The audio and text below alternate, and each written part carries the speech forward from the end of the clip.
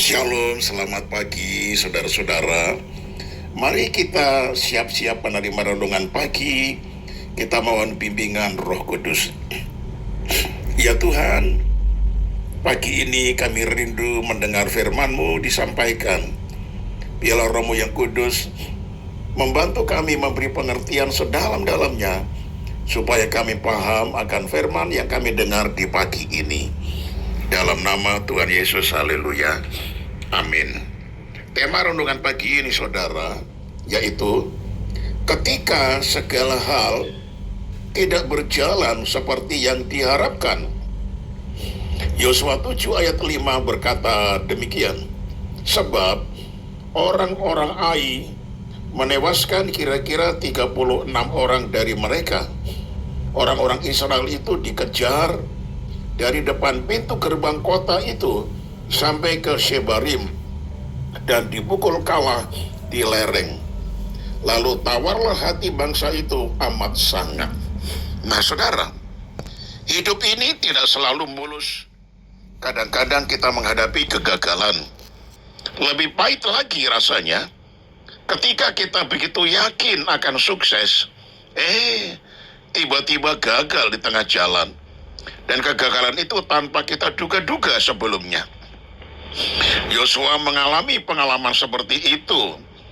Segera setelah mengalami kemenangan besar atas kota Yeriko, Yosua merencanakan perang lainnya melawan musuh-musuhnya. Kali ini ia merencanakan menyerang suku bangsa Ai. Bangsa Ai hanya sedikit jumlahnya, sehingga akan mudah mengalahkan mereka. Tetapi sungguh di luar dugaan, Israel dikalahkan dan bangsa Ai menang. Itu adalah pengalaman pahit yang menimbulkan hilangnya rasa percaya. Lalu bangsa Israel tawar hati dan kecewa. Hal-hal apa yang bisa kita pelajari dari pengalaman Yosua ini, saudara? Yang pertama, waspadai. Apakah ketawaran hati masih menguasai pikiran saudara? Kadang-kadang kita tidak pikir-pikir, perkara besar bisa kita hadapi dan kita menang. Tetapi masalah yang kecil saja, sepele, malah kalah dan tidak sanggup lagi menghadapinya. Banyak orang Kristen mengalami tahap pengalaman kebingungan seperti Yosua. Mereka terperangkap dalam berbagai pertanyaan. Mengapa aku bisa gagal? Mengapa beribadah tapi kok kegagalan yang aku terima? Mengapa aku terlalu percaya kepada pendeta? Mengapa aku terlalu percaya kepada Tuhan? Mengapa aku terlalu terlibat dalam kegiatan gereja? Mengapa aku menyanyiakan banyak waktu untuk berdoa? Mengapa Tuhan tidak mencabut saja nyawaku? Nah, saudara, itulah perasaan hati orang yang tawar hati, orang yang kecewa karena apa yang diharapkan tidak terjadi.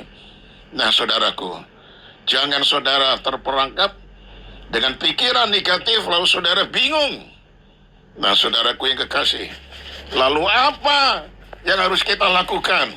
Saudara, singkirkanlah praduga-praduga yang tidak benar dalam hati saudara. Ada beberapa langkah untuk melenyapkan praduga-praduga tersebut. Datanglah kepada Tuhan dan bertanyalah kepada Tuhan, apa yang saudara lakukan? Mungkin dosa, mungkin kesalahan, introspeksi diri saudara. Yang kedua, mintalah agar Tuhan mengajar saudara. Katakanlah dengan rendah hati bahwa Anda mau belajar dari Tuhan. Yang ketiga, kalau Tuhan sudah tunjukkan letak kesalahannya, mari minta ampunlah kepada Tuhan dan benahi hidupmu. Cabut semua perkataan-perkataan sebelumnya, supaya kehormatan Allah tetap mutlak terjadi dalam hidup saudara. Nah, saudaraku, terimalah fakta bahwa kemenangan sejati harus diawali dengan kekudusan. Bangsa Israel sebetulnya sudah maklum bahwa mereka tidak akan mengalami kemenangan jika ada dosa di pihak mereka. Tuhan memberitahukan kepada Yosua bahwa kekalahan Israel terjadi karena orang Israel telah berbuat dosa dan mereka tidak hidup di dalam kekudusan. Ketidaktaatan akan firman Tuhan, saudara, merupakan pintu terhadap kekalahan dan kehancuran.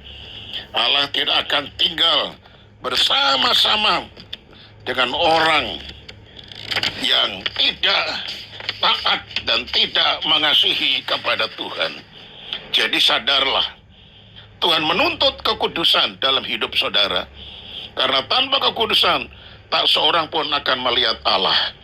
Ibrani 12 ayat yang 14. Yosua diperintahkan Tuhan untuk menghancurkan penyebab kehancuran Israel.